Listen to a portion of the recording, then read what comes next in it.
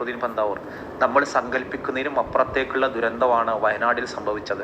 170ഓളം 80ഓളം ആളുകളാണ് ആ ഒരൊറ്റ പ്രകൃതിക്ഷോഭത്തിൽ ഇല്ലാതായത്. 200ഓളം ആളുകളെ കാണാതായി. 3000ഓളം ആളുകൾ ഹോസ്പിറ്റലിൽ ചികിത്സയിലാണ്. വയനാട്ടിൽ സംഭവിച്ച ദുരന്തം മനസ്സിനെ ആകെ മൊത്തം തകർക്കുന്ന ഒന്ന് തന്നെയായിരുന്നു.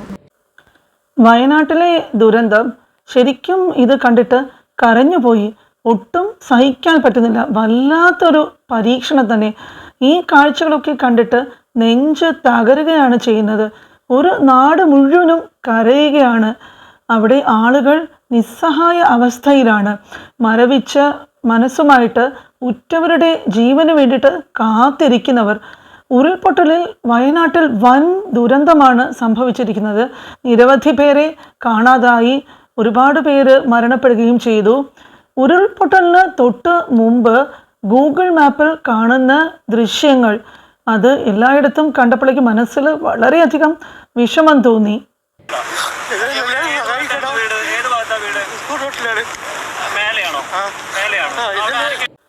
രക്ഷാപ്രവർത്തകർക്ക് പോലും എത്താനാകാത്ത പല സ്ഥലങ്ങളിലും ആളുകൾ വന്നിട്ട് കുരുങ്ങിക്കിടക്കുകയാണ്.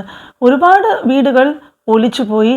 വളരെ വലിയൊരു മഹാ ദുരന്തത്തിലൂടെയാണ് വയനാട് ജില്ല ഇപ്പോൾ പോകുന്നത്. നമ്മൾക്കൊക്കെ സങ്കല്പിക്കാനോ ചിന്തിക്കാനോ ആവുന്നതിലും അപ്പുറമാണ് ഇപ്പോൾ അവിടുത്തെ അവസ്ഥ.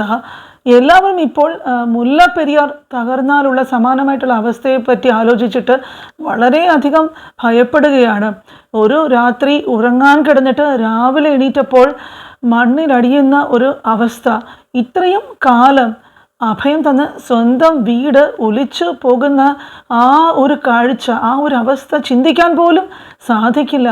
ദുരന്തങ്ങൾ മനുഷ്യൻ്റെ പ്രകൃതിയിലുള്ള കടന്നുകയറ്റത്തിൻ്റെ പരിണിത ഫലങ്ങൾ എന്നൊക്കെ പറഞ്ഞാലും ഇതിൽ ബലിയാടുകളാവുന്നത് പാവപ്പെട്ട നിരപരാധികളായ മനുഷ്യരാണ്. അതുപോലെ ഒന്നാമത്തെ ഉരുൾപൊട്ടൽ വന്നിട്ട് ക്ഷണനേരം കൊണ്ടാണ് രണ്ടാമത്തെ ഉരുൾപൊട്ടലും വന്നത്. ഉരുൾപൊട്ടലിന് ശേഷം ഭാഗത്തു നിന്നൊക്കെയുള്ള ദൃശ്യങ്ങൾ നമുക്ക് ഇതിനകത്ത് കാണാം. തൊട്ടടുത്തായിട്ട് തന്നെ അവിടെ ജലാശയം കടന്നു പോകുന്നതൊക്കെ ദൃശ്യങ്ങളിൽ വ്യക്തമായിട്ട് നമുക്ക് ഗൂഗിൾ മാപ്പിനകത്ത് പരിശോധിച്ചാൽ കാണാൻ സാധിക്കും. ഇപ്പോഴത്തെ അവസ്ഥ എന്ന് പറയുന്നത് രക്ഷാപ്രവർത്തകർക്ക് പോലും എത്താൻ കഴിയാത്ത വിധം പല പ്രദേശങ്ങളിലും ആളുകൾ കുടുങ്ങിക്കിടക്കുന്ന ഒരു സാഹചര്യമാണ്. പിന്നെ പെങ്ങളെ മോളും എൻ്റെ അമ്മയും താഴെയാണ്. അപ്പോൾ പിന്നെ എൻ്റെ പെങ്ങളെ മോളെ ഭർത്താവ് ചെന്നൈയിലാണ്. അപ്പോൾ വിളിച്ച് എൻ്റെ അച്ഛനും അമ്മയും ഒളിച്ചുപോയി, അവൻ്റെ അച്ഛനും അമ്മയും ഒളിച്ചുപോയി. അപ്പോൾ ഒന്ന് അവളും കൂടി പോയാൽ ഞാൻ ജീവിച്ചിട്ട് കാര്യമില്ല, മാമ ഒന്ന് ഓടി ചെല്ലുക. ഞാൻ പോയി അവിടെ എത്തിയപ്പോൾ അടുത്ത ഉരുൾപൊട്ടൽ വരുന്നത് ഭയങ്കര ഒച്ച.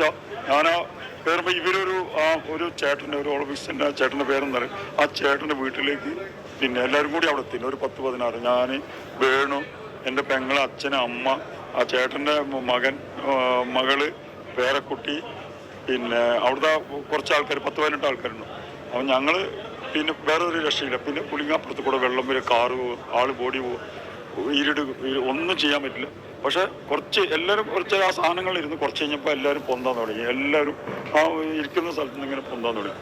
പിന്നെ നമ്മൾ ആ ജനലിൽ പിടിച്ചിരുന്നു, ഒരു സോഫയിൽ ചവിട്ടി ജനലിൽ പിടിച്ചിരുന്നു. അപ്പോൾ ഓരോരുത്തർ ഒലിച്ചു പോകാൻ അടുത്ത ഇതിലേക്ക് ഒലിച്ചു പോകാൻ തുടങ്ങി. അവരൊക്കെ കിട്ടിയ ചെറു സ്ഥലത്ത് പിടിച്ചു. ചിലർ മണ്ണിൻ്റെ അടിയിൽ. എൻ്റെ അമ്മ മണ്ണിൻ്റെ അടിയിൽ പോകുന്ന നേരെ ഞാൻ കാണുന്നു. കാരണം അമ്മ എനിക്കിത് പിടിവിടാനും പറ്റില്ല. അമ്മയും അനിയത്തി ഒലിച്ചു പോകുന്നതാണ്. അതേപോലെ ആ ചേട്ടൻ്റെ മരുമോൾ ഒലിച്ചു പോകുന്ന. ഇതൊക്കെ ആലോചിച്ചിട്ട് മനസ്സ് വല്ലാതെ വിഷമിക്കുകയും നീറുകയും ചെയ്യുകയാണ്. 2018 ഒരു ഉരുൾപൊട്ടൽ വന്നപ്പോൾ ഇദ്ദേഹത്തിൻ്റെ വീട് നഷ്ടപ്പെട്ടു. പിന്നീട് 5-6 വർഷങ്ങൾക്ക് ശേഷം അദ്ദേഹം അന്ന് കഷ്ടപ്പെട്ട് കെട്ടി പടുത്തുയർത്തിയ അടുത്ത വീടും നഷ്ടപ്പെടുക എന്ന് പറഞ്ഞാൽ ഇതെന്തൊരു സംഭവമാണ്. ഇത് ആലോചിക്കാൻ പോലും പറ്റുന്നില്ല. പ്രകൃതിയുടെ സംഹാര താണ്ഡവം. മനുഷ്യർ വെറും നിസ്സഹായർ. കാഴ്ചകളൊക്കെ ഭയാനകമായിട്ടും ഹൃദയഭേദകവുമായിട്ടാണ് ഇരിക്കുന്നത്. രക്ഷാപ്രവർത്തനങ്ങൾക്ക് പരിമിതികൾ ഏറെയാണ്. മുണ്ടക്കയിൽ എന്തൊക്കെയാണ് ഈ സംഭവിച്ചത്? ഒരുപാട് ആളുകൾ വന്നിട്ട് താമസിക്കുന്ന ഒരു മേഖലയാണ് ഇത്. അടുത്തിടെ ഇതുപോലെ ഒരുപാട് വേദനിപ്പിക്കുന്ന സംഭവങ്ങളാണ് നടന്നുകൊണ്ടിരിക്കുന്നത്. അർജുൻ്റെ സംഭവം നടന്നിട്ട് അധികം താമസമായില്ല. അത് ഇനിയും അർജുൻ എവിടെയാണെന്ന് പോലും കണ്ടുപിടിക്കാൻ സാധിച്ചിട്ടില്ല. അതിനു മുമ്പ് ഇത് മനസ്സൊക്കെ തകർന്നിരിക്കുന്ന ആ ഒരു അവസ്ഥയിൽ അടുത്ത ഇതുപോലെ ഒരു ദുരന്തവും കൂടെ അതൊന്നും കേൾക്കാനും കാണാനും മനസ്സ് വല്ലാതെ മരവിച്ചൊരു അവസ്ഥയിൽ ആയിരിക്കുകയാണ്. പിന്നീട് ഇതൊക്കെ എന്ത് ചെയ്യാൻ പറ്റും? മനുഷ്യർ വെറും നിസ്സഹായർ. ഞെട്ടിക്കുന്ന കാഴ്ചകൾ ഒന്നൊന്നായിട്ട് പുറത്തു വന്നുകൊണ്ടിരിക്കുമ്പോഴേക്കും ആ പാവപ്പെട്ട മനുഷ്യരുടെ അവസ്ഥ ഓർത്തിട്ട് വിഷമിക്കാതെ എന്ത് ചെയ്യാൻ പറ്റും?